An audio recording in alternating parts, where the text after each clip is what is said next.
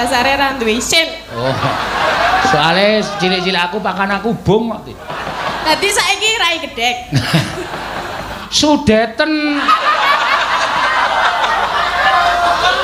Kan Dipedhot sithik ra kowe. ora mau pedhot sithik kagol kaya. Aku ra iso ini. Sinden nek maju kok tanpa nganggo ulat apik lho. Iya, wis ben ya. Oh. Ayo wangun nek dadi Bagor Brand. Nggih, niki Bagore ajeng nyanyi nggih. Ya rasa lara ati ngono kok lara ati lho. Gojek ora kena lara ati ya. Ya kan mami kok dikei Bagor Brand terus lho. Sing Kaya ngarani- apa ta wujude kaya ngapa? Ayo meng wujud Bagor kae. Isine pakan sapi, pakan kirek, pakan Bagor Brand. Aku wadah pakan. Heeh. Piye? Setuju ora? Teneh kaya do madai kabeh nek aku wadah pakan ya. Ayo meng kari mblerek sithik terus ora. Jenengan mau ketake ngene duit Mas Fajar ya? Lah wong aku ki wong blobo-lumo kok, Tin. Aku sosial iki gedhe. Iya. Nane ya paling ming juga kon saweran mau to. Matamu weruh ora iki lho. Apa ta? Wis bukaan tas Lah wis sing kon bukaan. saweran endi? Ha iki. Iki endi? Iki iki lho, kah banget lho. Ora nganggo dit mau to? Tuh adake cah tipis. Iya ya. Kok pas nek nganti radinei padake cah tipis ya tak udal-udal. Maksudnya piye? Ya kok nek aku nyanyi kudu kei. Ah sing ngakon ngekeki sapa? Aku. Kowe nang kene iki nyambut gawe apa ngemis? Ya nyambut gawe ya. Ha, nyambut gawe sentuk amplop kok dadak kei. Ya wis jatahe sapa? Kowe nek ngono kuwi gawe kemerene penabuh lho. Lah, Penabuh ana sing ngrasani lho. Sinden ki pendapatane lu akeh lho. Tatin kae anggere nyanyi ana sawer 200 jaluk 200. Engko plus amplop piro. Kuwi akeh yang do meri. Lah aku tok sare tak bagi lho. Bagi sapa? Bagi kene. Sinden dibagi apa? Kae Prastiwi gedhek kae. Oh, wani kok kowe karo Prastiwi? Mamah mentah kowe. Tak bagi karo kene lah, aku entuk 100 tak keke kene selawe ngono kuwi. Kowe selawe kok sak rombongan kok tok naik selawe ora. Iya. Wong cethile ketok mula ya kok Bagor Brand. Ya ora lah. Ya wis iki ana engko tak paringi aja kuwatir. Piro? Wis sak karepku kok. 20 menge. Ayo ben ya tergantung apik elek-ele nyanyi kok. Iya, Gubuk Asmara. Biasane kowe lak basa Grajakan, saiki coba Gubuk Asmara. Lagune Ika tok nyanyekke. Ya, dadi ora patok bangkrong Gubuk Asmara ki kudu Ika terus ora. Ane nek Gubuk Asmara kok sik nggoni semono iki nek ora saka cor-coran wis ora. Ora saka cor-coran ambruk ya. Ah iya, lagi cengok kene Mas Grobak. Dadak benakke sik. Kesuwen nek benake sik. Iya. Gawe Gubuk Asmara. Ya, nek apik tenan ya 150. Rapate apik ya. Aku kok apik ora apik mesti ming 20. Ora wis ya, iki 20 iki keke wondo wae nyontonya. Nggo tuku tisu basah. Lah kok nggo apa? Nggo raup. Raup ya tetep ireng kowe. Iya, ya wis kae. Sing 20 wis ra ono. Paling sithik 50 iki. Ya. Lumayan 50. Ayo. Nggih bawa mboten? Nganggo komplit kok ya. Senengane Ya nganggo. nek komplit 200. Ah mbok akon Prastiwi wae. Nganggo bawa swidak ya Pras ya. Ibu iki meng mantuk-mantuk wae rasa wedi karo kae iki. Apa? Bawa 200. Ora. Nggo apa Prastiwi swidak iki biyen tekan saiki ming swidak kok. Mundhak ra Pras? Ora. Tetep swidak. Sewidak nek ora payu don kene ya, Bu. Iya. Nyingkar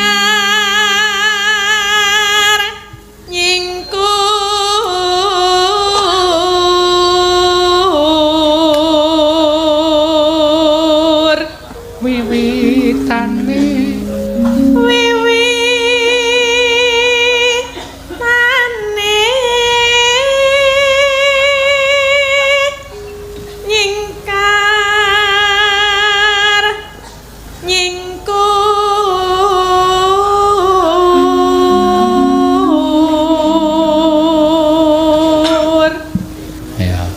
200 ning nirokke cengkokku lho. Sing endi? Ayo ki engko. Lingsir yen. Lingsem piye? Apa? Lingsem. Lingsem. Lingsem apa? Lingsem yen ke mutan.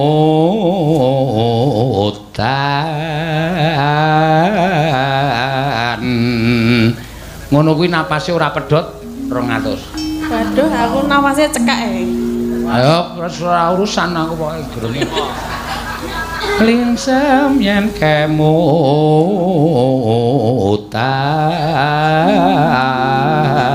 Amang. Sithik to. Gah. Sithik. Mah, ku senengane kok meksa to. Lah ya aku ora tekan nek sakmono. Tekan wae kok. Wah, lho. Kaya padha muni tekan wae. Lingsem yen kemutan.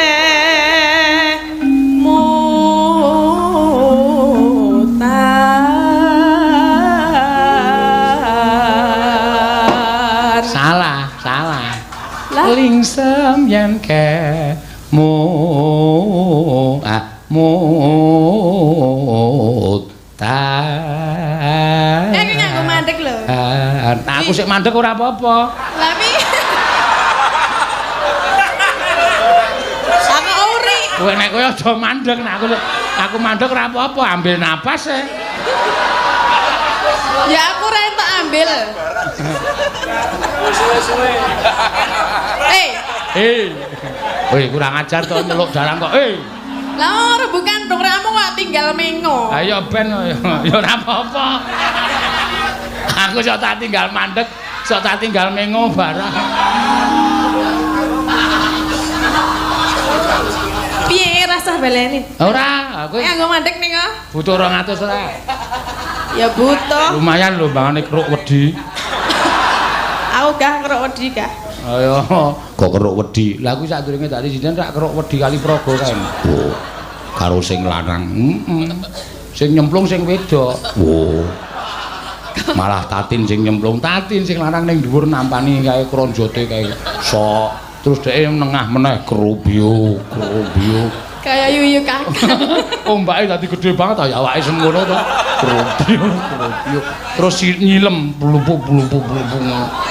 Sedelo kae munggah wis nggo wedi nang sirah niki gluwa. Aku ndelok saka jembatan kowe ngopo, Tin? Ajeng gawe kamar e, Pak. Mesake gawe kamare kok mbok sambat aku tak tukokke pirang rit ngono kok. Grobyo. Ha mbok bojomu sing nyemplung. Ampun, mengke ndak ilang. Kok ilang? Dikom suwe banget. Apa iki? Iya. Nek bojone nyilem iso bablas, nek tatin rak tanpa iso kesilem. Lho nyilem ngrekoso ae. Anggere kemambang meneh. Anggere nyilem kemambang meneh. Aku ya muni. Iki bahasa apa ta? Ora apa. Hah? Lingsem. Bahasa apa? Yen kemutan.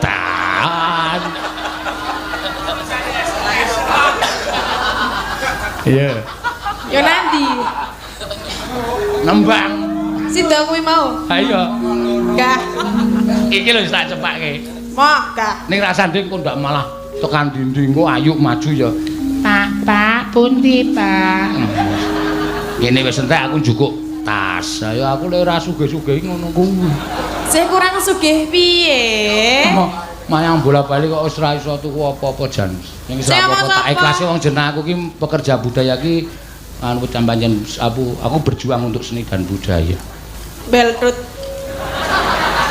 Ala sing ora percaya kowe ora masalah. Jenengan mobile pira? Siji. Ah, Siji. 5 kok. Kuwi mergo tak ewangi tuku barang kuwi. Mergane apa ngono? Mergane ngapa? Nyatuti ndekku barang. Adine aku meli duwe mobil kae iki. Artine aku kuwalat kok. Tak dandake wis tekor pirang-pirang yuta mlebu bengkel nah. Apa? Aku pikirku iki mergo tak catuti iki apa ya. Iya. Nek ora apa-apa saiki wis dadi kok wis tak tebus. Iya, ya wis ben ora apa-apa. Aku usahaku dhewe aku nyelengi kok Nyatut-nyatut yo. Jenengan dadi celeng bareng to? Oh, nyeronggo cengelmu iku. Lah, mau muni piye? Njaluk tak seronggot ya kene. Pen iso nyilem. Aku iso ya rasa mbok seronggot. Lambung. Tak kira nek tukang celeng kon jadilan kae. Ayo ben. Lingsem. Ya biasa wae wis rasa njaluk-njalukan duit. Lah ngapa? Tak tekor. Ora wis nyo. 200 e kok. Tak jukuk tenan. Kok sik. Lah, Kene. Oh, dosa kowe. wis kena aku. Kowe tak andani ya, kowe kelingan ora kae.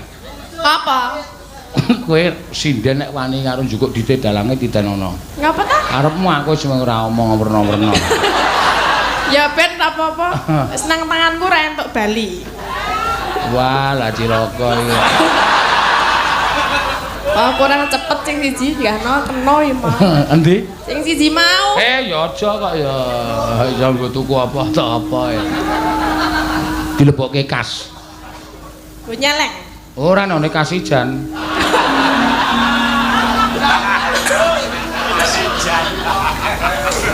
Yo mangga. Lingsem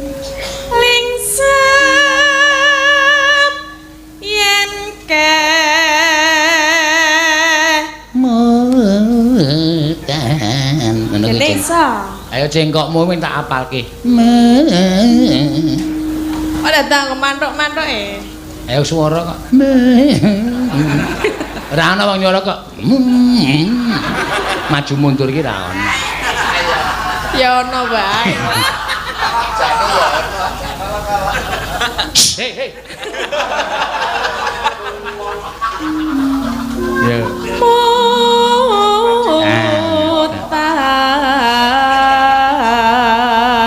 Mutan. Neno. Sesawangan kok itu. Hah? Sesawangan. Lelampahan. Kok ketik sapa Chat sapa Pamundutan lagu iki lho. Sapa sing nyuwun? Ayo engko kuwi udu jatahmu sing disuwun Ayu kok. Ditransfer. Jelas kok ya. Kok aku ora ya? Wong ki nek meneng ki malah rezekine tumpuk undung. Lah aku kurang meneng piye? Kowe cerewet meng 100 Kene disaut. pendak dina cerewet biar ra dikai. Oleh ming bajing terus. Lucu lho iki. Lah apa? Ayo wis terus. Heeh, terus lanjut kowe. Pancen sinden sing rusak bajing-bajing kaya ngene iki. Tin gue kamu. Bajing moto ndas warna-warna. Ayo, ya betah-betahe melu aku. Arep melu sapa? Lah apa-apa sing penting uang masuk ya tadi. Iya. Ayo terus. Lelampahan kang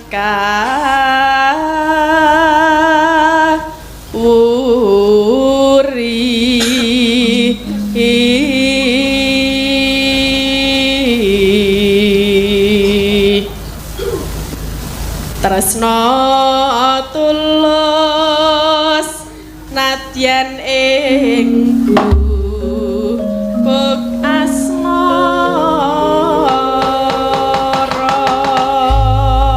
Ya. Yen liwat aku kelingan monggo ya. yen liwat aku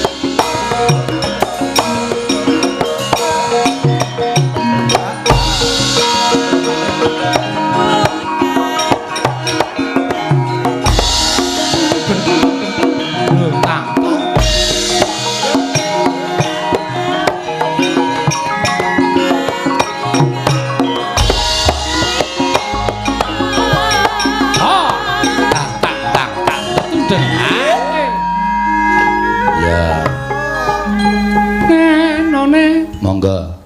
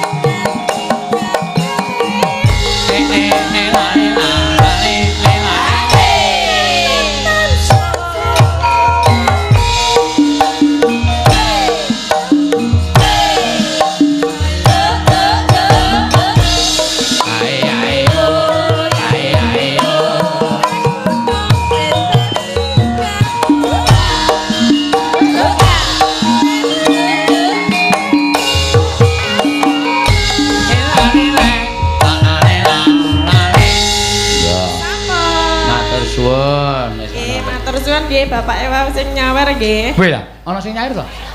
Ada dong. Wah, cangkeme. Ah? Ada dong. Lah memang ada. Dalangnya mana? Apa? Dalangnya. Ah, enggak butuh. Loh, kenapa? Enggak akan nyawer. Ya. Merganya pelit ya? Enggak, situ kan sudah nyaut duit saya. Nah tadi kalau nggak nyaut nggak dapat Ya nggak apa-apa. Apa? Mas mau nyawer lagi? Oh ya, sini dong. Ngomong wong Sentolo iki kok. Oh iya. Loh, ana sing arep nyawer lho. Oh iya. Nggih Mas, monggo nggih. Nggih. Atur nuwun nggih Mas, mungkin rezekine kathah. Oh, ono kuwi lho. Ayo sak karepe kono kok. Dalam kondang kok nyawer 100 wae muni-muni wae lho. Kene isin ora nek arep penonton lho nyawer 100 lho. Ora. Wah, ya wis. Ya wis tak. Galo kae arep nyawer meneh kae. Oh arep nguyuh. Saya sudah? Sudah. Duduk. Duduk. Oke. Ya. Wah ya lumayan entuk pendapatan wis. Sesuk ora keruk wedi. Heeh. Sing kao sapa? Sampean. Lho. Kowe ngias karo aku, kowe ngembe karo aku. Mboten perkara ngembe karo sampean. Nek sampean iso ngrangket Nalindra 97 niku kula percaya. Merga sing mangrangket Narindra cilik-cilik, ning nek sampean genepe 97 genepe 100. Sing mangangkah Nalindra Ndarawati Mandura Ngamarta niku ngibarate kaya dene cecak nguntal setlika. Cecak nguntal cagak jebol nggayuh wulan wuta ngitung lintang bange kelakone cepak wurunge Sampeyan ora apal karo wong Ngamarta. Wong Ngamarta niku kedung-kedunge kasekten. Wong Ngamarta niku punjer-punjere guna kasantikan. Mula wong Ngamarta niku digayuh larane, ora nate kasembadan digayuh patine. Persasat kaya njara langit. Nek Nalindra liyane monggo mang sepeleke mang bondo mang leboke pakunjaran. Ning nek Nalindra Ngamarta Ndarawati Mandura niku ana tembung mustahil. Mustahil. Tange kelakone. Kowe nyiyas karo aku, kowe ngembe karo aku. Kowe ngilani dadane Prabu Amsa. Apa mbok kira aku wong loro saudon telu saurupan? Aku dudu ratu cepete. Ning aku ratu sing duwe kadigdayan. Percaya, kula percaya. Ning nek ditanding karo kadigdayane wong Ngamarta niku durung ana apa-apane. Ming sak kukune ireng niku we dicuthik. Ngoten. Ah, tenan ta? Monggo sing ngarep linggo, sing mburi mulih. Oh. Aneh-aneh ora. Sing mburi ngadeg. Heeh. Ngoten. Langkung-langkung sampeyan kok nampa penantange Raden Werkudara. Niku sampeyan adu arep karo malaikat pencabut nyawa. Niku tenan, kula mboten gara. Mergo Raden Werkudara niku nuwun sewu, satriyane menengan ning nek perang medeni. Nek wis muni sengit, mungsuh ora bakal diwenehi urip. Suduk kuku sapa nyana? Pancanaka. Pancanaka. Brodol usus sampeyan. Aku kuwi raga loro nyawa siji. Arep sampeyan niku raga loro nyawa siji mesti konangan karo wong Pandhawa. Merga wong Pandhawa niku pinter-pinter. Luwe-luwe Pandhawa disanding karo Ratu Ndarawati niku pujangganing Pandhawa. Mesti dikandhani. Niwangsuk mana mangadile luweh. Kadangipun Kakang Dimas Werkudara.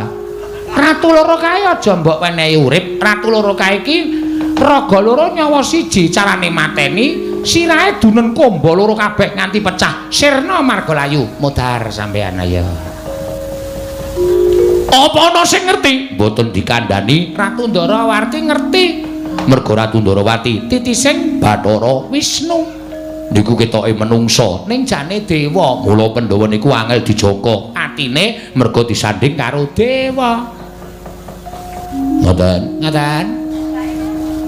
Dimidhangetke nek kula matur arep togok niku nuwun sewu cangkeme kaya torong. Ning niki Panakawan sing wis wareg mangan gempalaning jagat legiasining kahanan. Kula ya wis ngerti karo kahanane Pandhawa. Mula nek sampeyan takon perkara kula karo Pandhawa niku wis wareg tenan. Niku tenan. Merga kula wis ngetutke ratu kaya sampeyan niku cacahe 745. Niku nek ngraman negara Ngamarta bali ming kariaran. Tegese mati.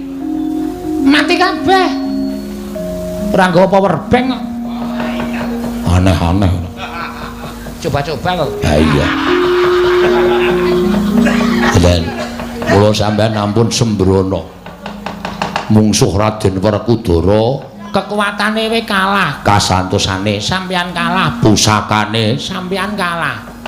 Raden Werkudara nggadahi pusaka Barga Warastra. Wujude gendhewa. Lho niku sing maringi Raden Gandamana. Wonten sing maringi Bathara Bayu. Niku nek diobat tabitke nyampluki sirah bisa marai pecah kabeh. Duwe pusaka jenenge Gada Rujak Polo. Niku nek dideke ngiyupi sawah 40.000 hektar. Kuwi tenan apa piye? Etok-etoke. Wong kira ya banget ki ora masalah to. Niku Gada Rujak Polo. Lho, kuku Pancanaka mapane tenggen jempol. Niku nek Werkudara nesu modot sakilan luwih sithik. Kok dadak luwih sithik? Hitungane pancen semono kuwi kok. Oh iya. Wis tenan kuwi. Raca-racake semono-mono kuwi. Pancanaka kuwi. Pancanaka kuwi. Tuweke nggon dada, blerek medun modar. Niku wis bola-bali ratu mati wetenge do bedah kabeh. Ngoten. Sikile niku mawa kekuatan luar biasa, nggajul gunung jugruk segara iso asat. Sikile Werkudara niku. Nggajul gunung iso jugruk kok. Tenan ta percaya asli. Anggere mangkel sikile Werkudara mancal-mancal ngenengi gunung jugruk. Oh iya. Iwanengen. Ha iya. Niku sikile Werkudara. Nek sampeyan ajeng mungsuh kali Werkudara niku nuwun pangapunten niki malah kula karo Bilung sing rumangsa repot. Lho, repote. Mesti kula dadak golek silian bandosa we loro. Nggo ngopo? Nggo ngusung sampeyan niku. Mesti modar mesti. Mbok yo nganggo sedono. Ngomong kaya ngono kok ndak dadi ngautata krama. Ratune ratu grasak kaya ngono kok. Yayi Dimboko. Kakang Prabu Amsa piye? Ora sandadak gugu omongane Togok. Dinyatake piye? Ayo wong loro maju nang pabaratan. Nek pancen wong Ngamarta ki wong Debya Sura Sekti kalintang jayaning perang. Mesti iso ngalusurake pun Kakang lawan Syadi. Nang yen wong Ngamarta kuwi wong kang ora duwe kekuatan, kabeh omongane Togok karo Bilung ki mung kandheng ning pangucap ora kababar dadi pakarti. Ratu Ngamarta rangket, Ndrawati rangket, Mandura rangket. Kowe karo aku sowan ning Giribajra, bakal entuk bebungan keng tumpuk matumpo-tumpo.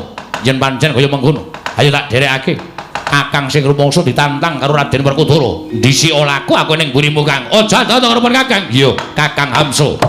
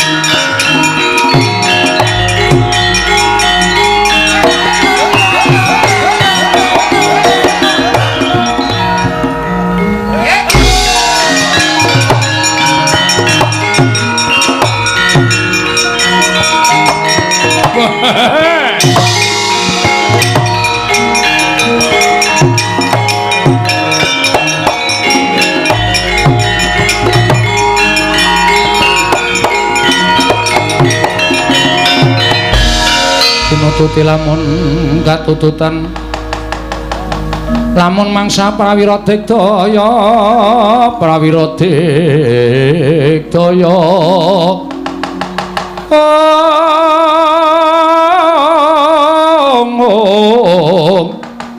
Unanggana magawe gelari rawang-wang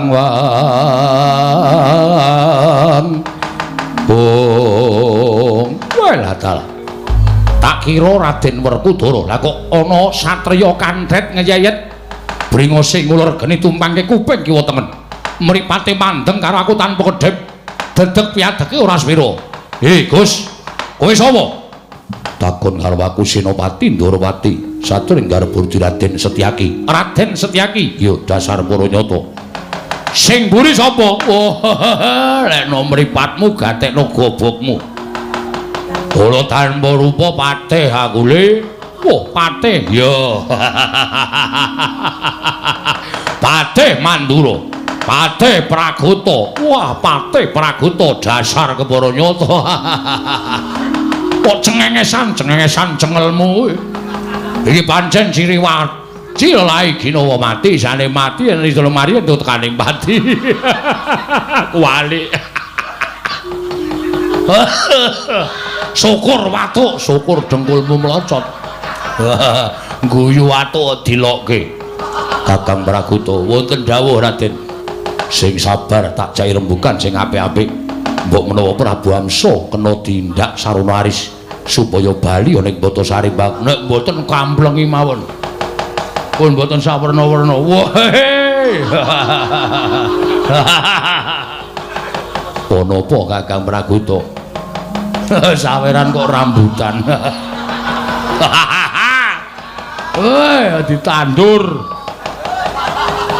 Malah werna-werna. Hamsa ana marang.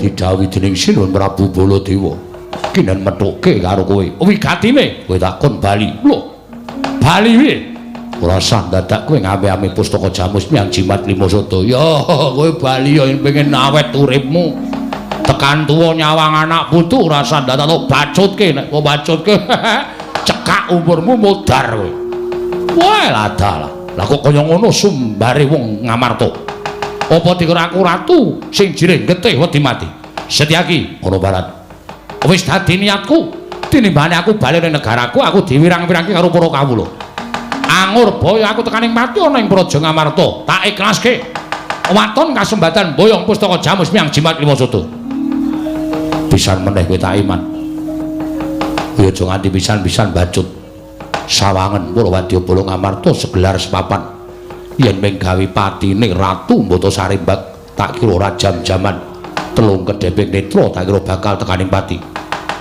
nanging aku isih ngeman karo kowe bali kowe mundura tinimbangane kowe bali mung kaliaran Setyaki ana barat ora usah dadak ngeman karo aku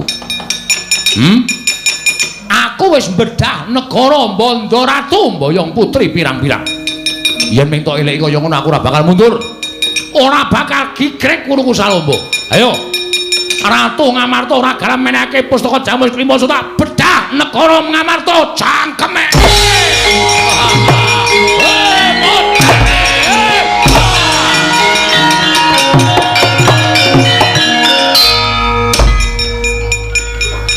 kandhane ngeyel malah bengok-bengok konangan patih Mandura dupak raimu modar ratu kaya beruk ngono cerewete ra jamak iki yo ngono omong kok betahe ra jamak-jamak ora meniren apa piye jam 1 kok ora perang-perang kowe ngenteni nganti jendung rembugan ayo tangi legane ati ora tangi tak sampurnake kowe Prabu Amsa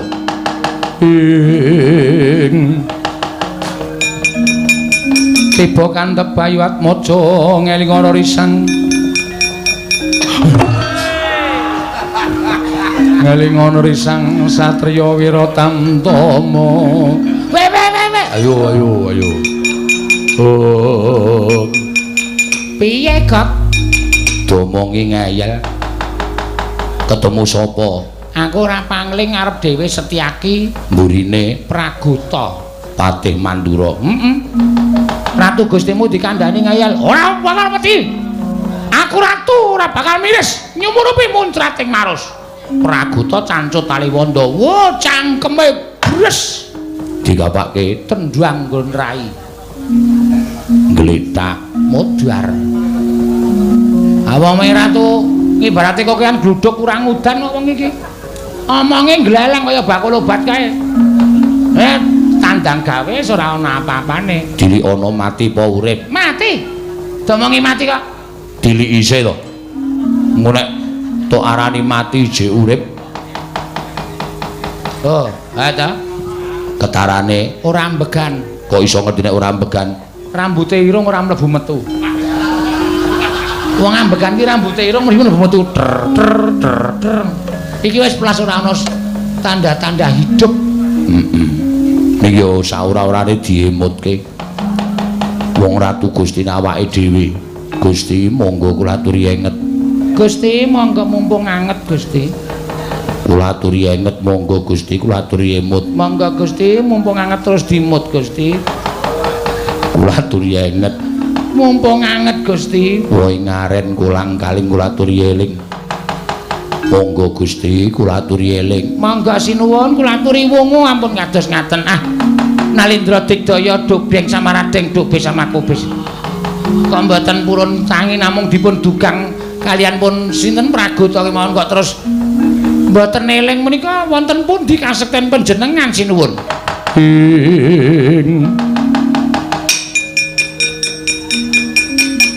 tiba gantep Bayu Atmaja ngeling ora risang eling risang satriya Wiratantama Sing mati ratu siji kok sing eling wong pirang-pirang ya to. Oh jenenge kekompakan ngono kuwi. Iso wae. Ha iya, rombongan. Toko wonten dawuh, sing methoke aku dudu Werkudara. Sinten? Satriane cilik ora swira, awake separone awakku. Menteleng tanpa kedhep bringose tumpaki kuping kiwa tengen. Ngakune jenenge Setyaki. Lah, nuwun sewu. Sampeyan ora samungsuh Werkudara mungsuh Sencaki niki wau. Sampeyan iso kok almarhum Sirna Margalayu. Pripun? Pun titip pesen mawon. Teng isor Semboja napa teng pojok tetean. Kula aturi paring dawuh. Lho, Sencaki ki apa ampuh? Senopati Ndarawati. Adine Prabu Kresna niku saben dina gelut, ora madang sedina. Nek gelut wis trima. Niku Sencaki mula arep cilik ning atos. Ora kaya sampean gedhe ning empuk. Ya bingung kok ya. Ketoke mendonong ning wae. Genyuk-genyuk apa? Sencaki niku cilik ning atos. Tangane tiba teng awak sampeyan antep. Niku Sencaki. Tur niku Senopati ampun digawe Sembrana. Senopati Ndarawati. Upama sampeyan iso bedah negara Ngamarta, ra urung adu arep karo Setyaki mergo sampeyan pengin bedah negara Ndarawati. Abot 3 negara niku abot.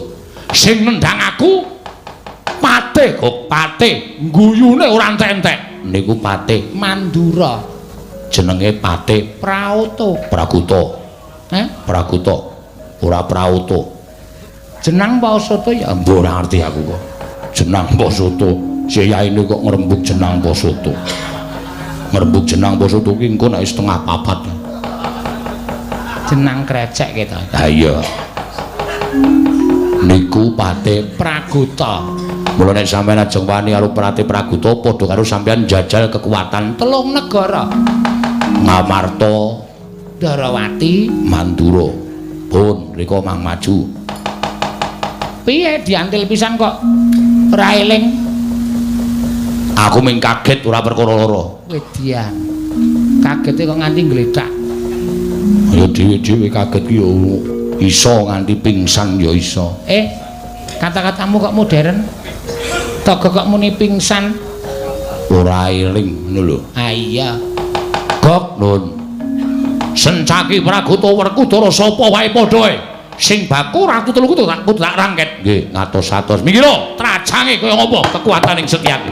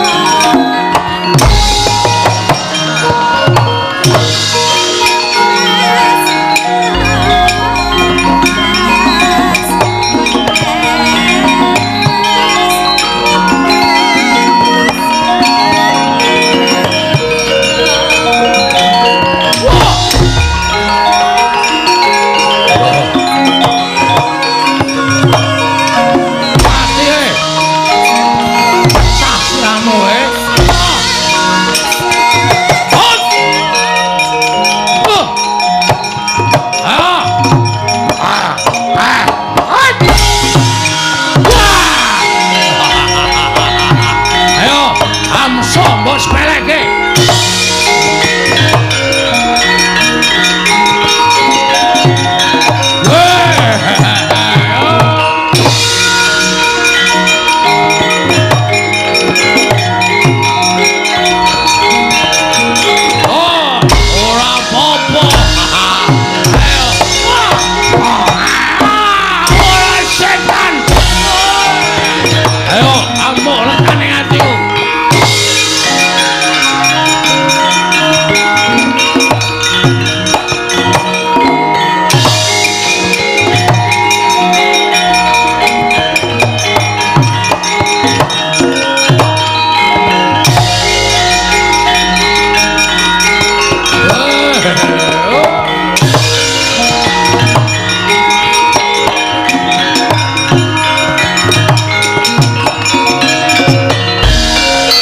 Bolo Dewa Narapati Tuwi nares swara Kresna kalangkung tresnanira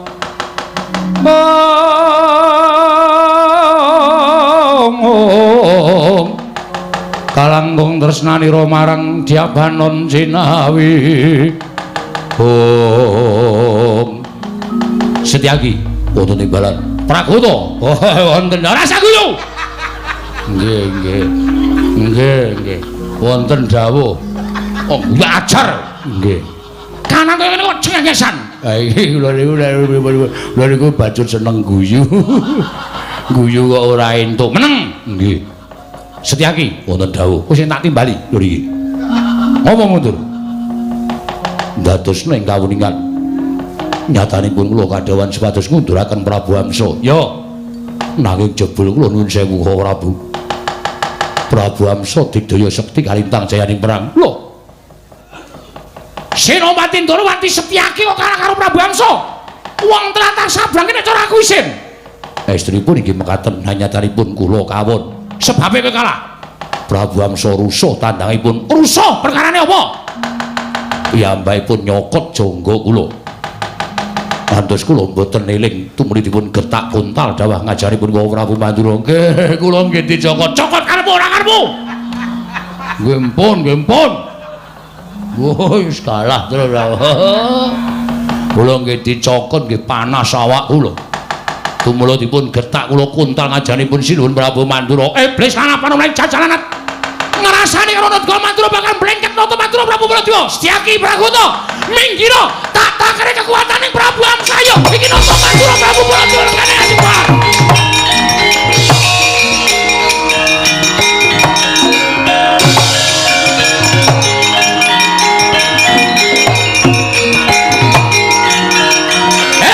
Ayo nek nomor panugate kopomu iki Nata Mandura Prabu Baladewa. Amsa kowe ora gelem bali tinjungake nyawamu malah.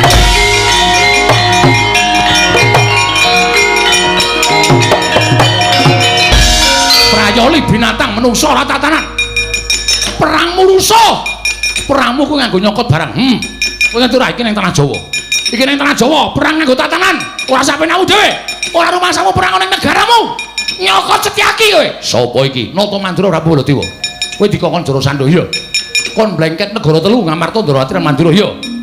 Iya apa ora? Ora sadadake pawadan negaramu ketaman pegeblok. Kowe nyuwun ngambil pustaka Jamus Lima Sada. Janjane aku wis ngerti yen to anu bakal blengket negara Ngamarta Ndorowati lan Mandura. Dasar kepara nyata. Nah, ngaku ngono kuwi malah bagus. Ayo saiki iki Nata Mandura. Gage Mandura blengketen. Mandura bedan. Ratu Mandura ora mung kowe. Ning Nalendra Ndorowati, Nalendra Ngamarta bakal tak bondo tarik tak krincung sikile. Lebokke pakunjaran. Piye? Muni piye kowe? Muni piye cangkemmu, muni piye cangkemmu? Iki muni piye iki muni piye? Negaramu bakal tak blengket. Mandura Ndorowati, Ngamarta bakal tak bondo tangane. Tak krincung sikile lebokke pakunjaran. Wah, gugu karepe dhewe kemewat karo regem jimat. Kowe wani ndados siapang. Kowe ngrasani Nata Mandura bakal tak bondo. Wareng bedan negara Mandura pengen tinjung akhirat nyawamu kan. Wah. Ayo, Gage. Mungsu Nata Mandura saka tanggungan ayo Gage. Ngantemo. Ah, bagus. Kurang seklimu gruwa, kurang gawan bedatya. Sauto ngarep seklimburi. Ora nglakon mati dene Praja derajat apa diampun. Wah.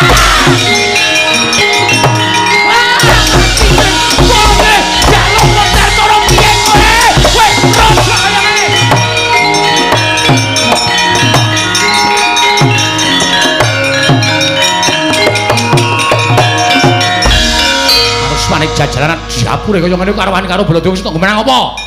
Karwani karo Baladewa Sita menang apa? Sing donya piandel apa keketang ngaku? Ayo, aja ketanggungan. Yen pancen ku arep nyinake karo Prabu Ansa Sirnakna. Piye? Sirnakna, iki apa iki? Iki apa? Iki Kyai Alugoro pamunaing Satu Sekti negara Mandura. Iki tamake Gunung Jubruk segara Asat. Iki wis tau tate kramas raja diapure kaya kowe iki 40.000 cacahe. Modar kabeh mungsuh Baladewa. Ayo kaki tamakno tinju ngakhirat nyawamu kowe.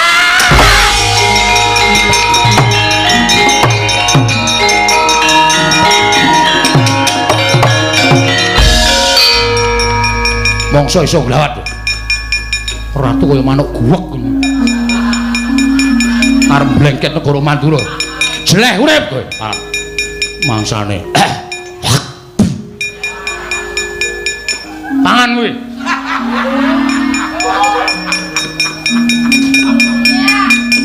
Kocap kacarita nalika semanten. Njer babah, ndepani lemah, tutuk ngorok kaya kawah. Sang Prabu Amsa kenging Kyai Alugoro. Sirna Margalayu.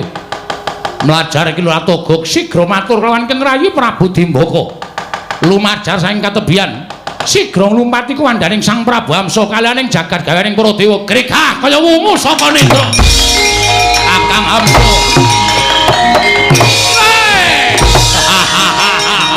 Ayo Prabu Baladewa Jamundare.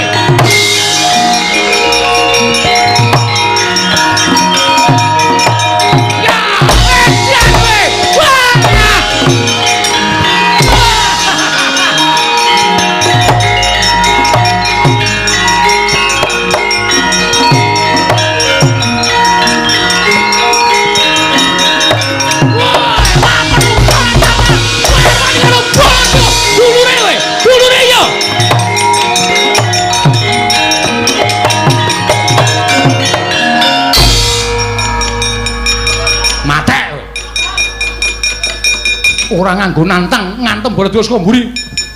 Menungso ra tatanan modar kowe nusula kakangmu. Rupane padha. Antil Kyai Alugoro modar. Aduh kesandungan.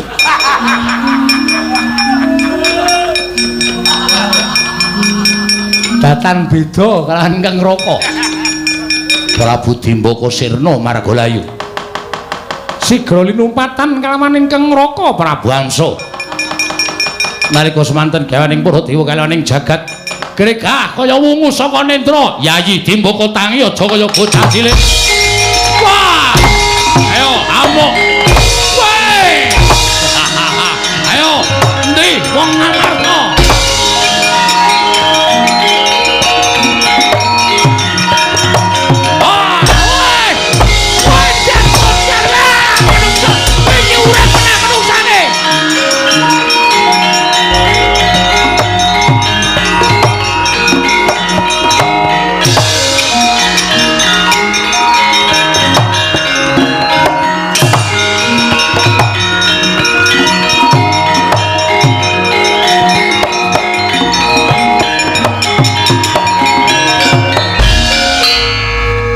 Werkudara.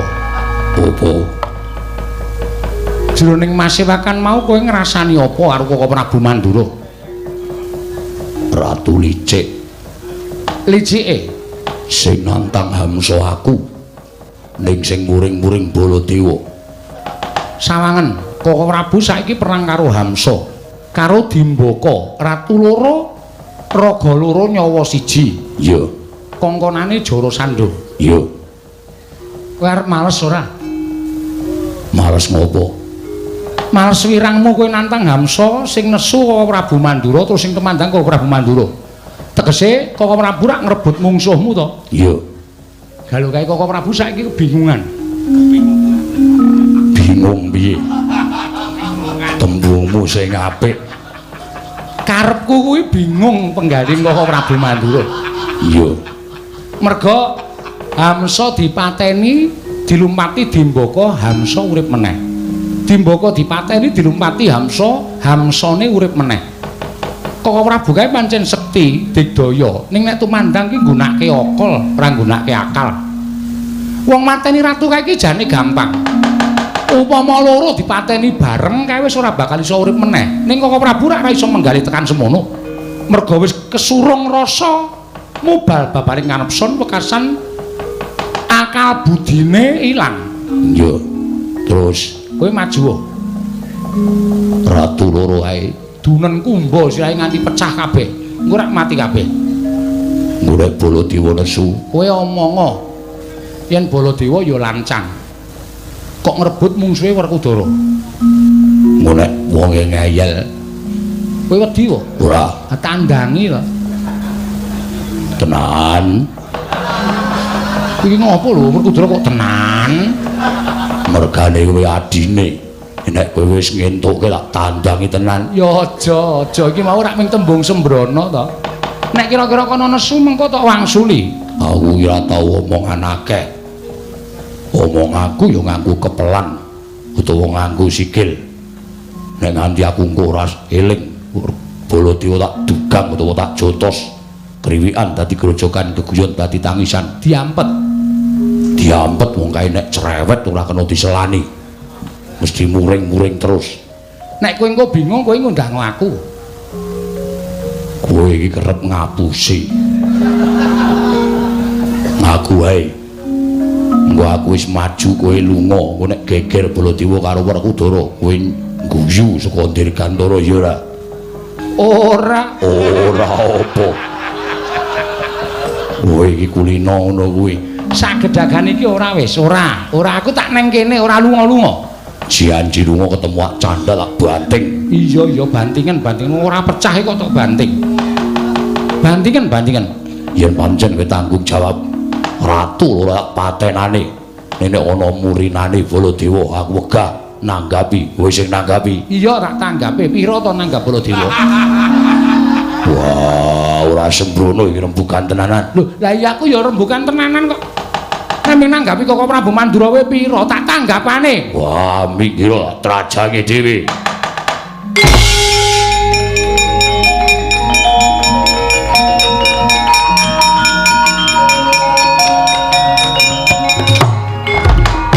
Edian iwak dhuwurku to kan.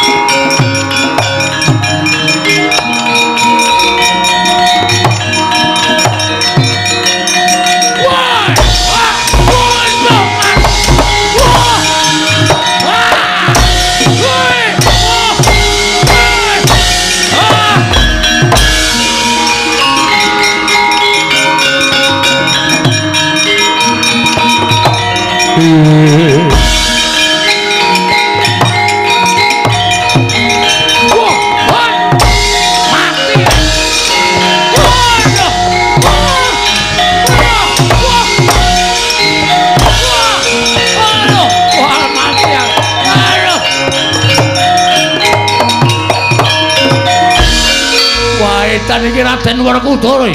Waduh aku dicandhak tangan kiwa. Aku dicekel tangan tengen. Wah. Ratu mulang sarak. Kandhani ora nggugu. Ora gelem bali dijung akhirat nyawamu. Aduh, Raden kula nyuwun mapunten Raden. Kula nyuwun mapunten. Waduh. Waduh.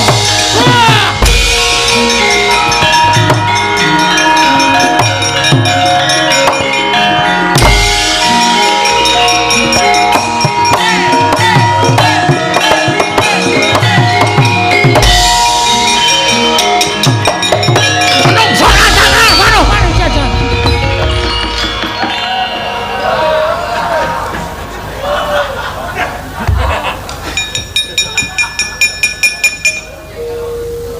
Mati to iki. Lho kok mati ki? Monggo aku ora mateni. Lah kok dadi? Wah, tenan ora menungso iblis. Kok ngrebut musuhe Baladewa? Werkudara. Werkudara.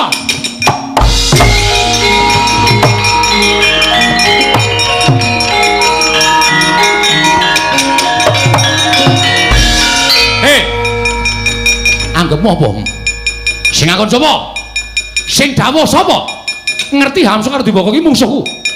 Kowe mungsuhku sing arep blengket negara Mandura, sing arep bedah negara Mandura. Lah kok tak pateni? Kowe ngino karo aku, kowe ngecek karo aku ya. Mbok kira Baladewa kalah karo Hamsa karo Dibaka. Kowe nyias karo Baladewa. Kowe ngecek dipresani bae akeh, semene akeh wong sak negara Ngamarta nonton kabeh nggonku perang. Dikira Baladewa kalah karo Hamsa karo Dibaka. Kok nimbung ana ing peperangan. Kok ngrabung ana ing peperangan.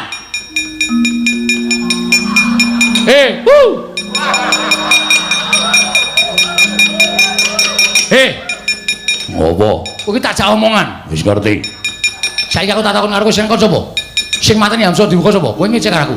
Kowe mben jaman durung iso perang tak latih perang. Kowe tak wenehi pengerten bab ngelmu perang. Bareng gedhe kowe digaya kowe ampuh. Kowe ngrebut mungsuhe Baladewa. Kowe ngino karo Baladewa. Kowe ngecek karo Baladewa. Werkudara, aku iki omongan karo kowe. Yo. Rungono. Gah.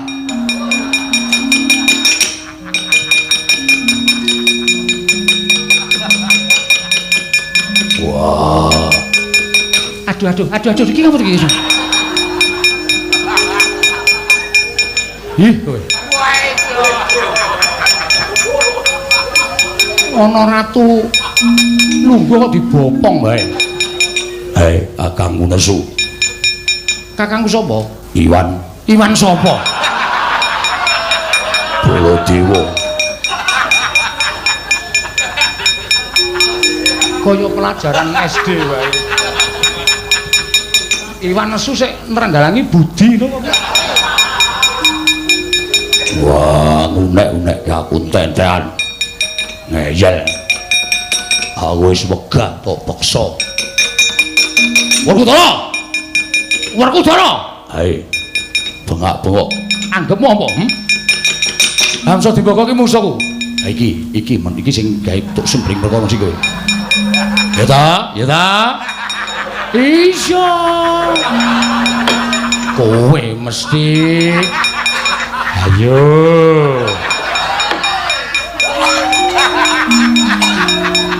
Ora sangguyu. Ora sangguyu. Kowe sing aja saiki Werkudara, ya. Iya, aku apal aku. Kok Prabu menika ngendika menapa? Ayo seratan dadak kowe kumbras dadak kowe sila. Kowe sing dadi tuk sumring perkara. Kowe kongonan Werkudara, ta? Iya ta? Ayo. Iya ta?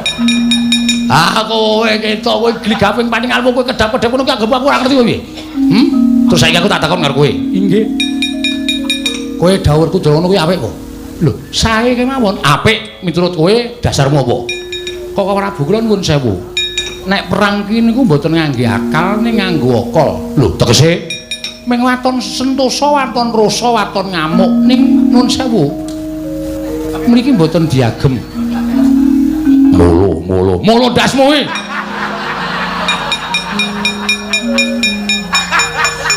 Karo kakane kok molok-molokke. Iya to, akal mboten diagem. Tegese piye? Kok Prabu menika namung ngginakaken akal, wong kekuatan menika iso suda. Tegese mangkene panjenengan menika kentekan kasantosan terus suda karosane bakale kalah. Ngono nek wong perang menika hitungane werna loro, nggunakake akal ya nggunakake akal. Nesu menika kenging, duka menika kenging, ning nganggo petungan. Ora kok duka terus muni-muni ngajar wong sapenake dhewe.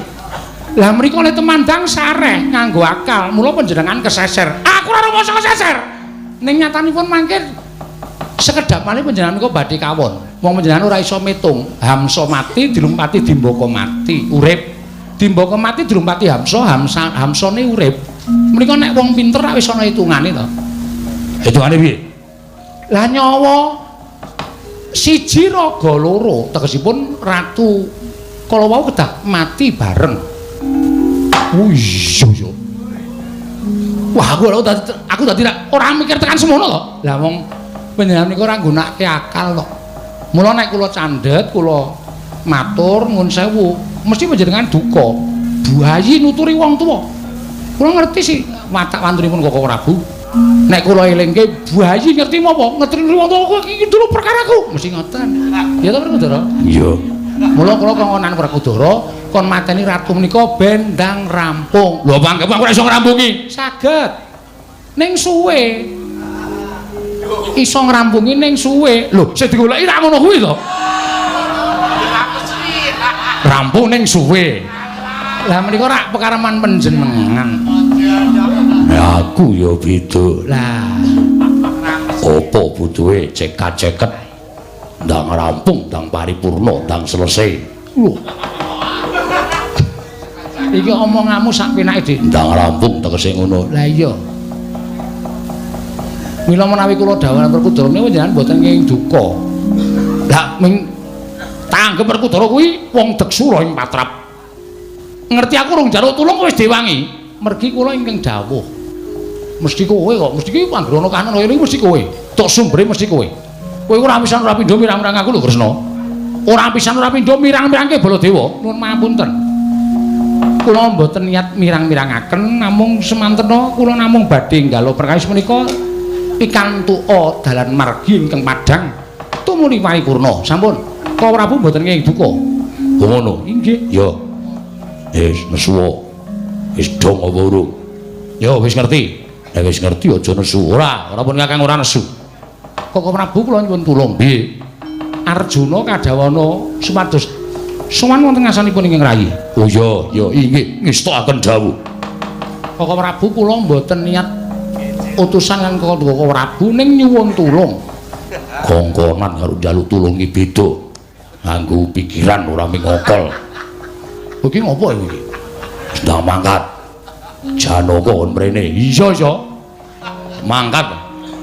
mangkat rasa karo nesu sing nesu ki sapa ora ngomong nesu kok wah ning jaluki tulung cangkeme cerewet cangkemmu kuwi isih krungu Werkudara keseron kowe iya Janaka wonten dawuh iki ngopo iku satria kok ngombe es teh timbali kakangmu ngestaken dawuh Koko Prabu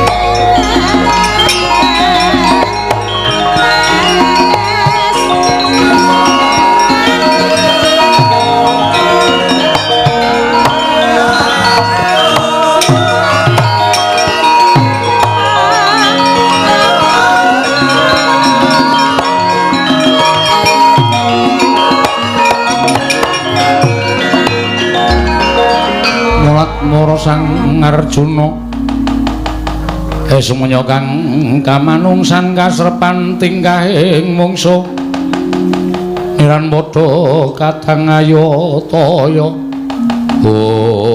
Arjuna wonten paring adhawu kaya aturing pun Kakang ngersani Prabu Darmakusuma yen to sesaji kurban ganjeling Sandrajaya wis entuk inggih Nalindra Inggiri Bajra Prabu Jarasandha mung kang sangka ku ya yo digelak lakune prapting negara Inggiri Bajra nanging panjaluking pun Kakang Werkudara apa dene Janaka ora kena pisah kalawan pun Kakang merga Inggiri Bajra kuwi negara ingkang gawat kliwat wingit kepati satu ngara satu mati jalma mara keplayu ora kok perkara gawating negara nanging negara Inggiri Bajra kuwi diwenehi sandi-sandi ingkang neniwasi mekaten mula yen to mangkate ana Inggiri Bajra iki engko ijen-ijen mesti bakal ana korban nanging yen to bebarengan kalian pun Kakang luwih prayitna luwih ngati-ati yo wis to dawuh Kresna kakangku Arjuna wonten paring adhawu aja lali ngampirana apa ana kawan.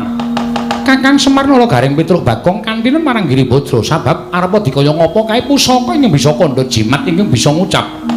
Prasta dawuh paduka kula nyuwun pamit. Ayo Werkudara, ya tak dherekke Kresna kakangku.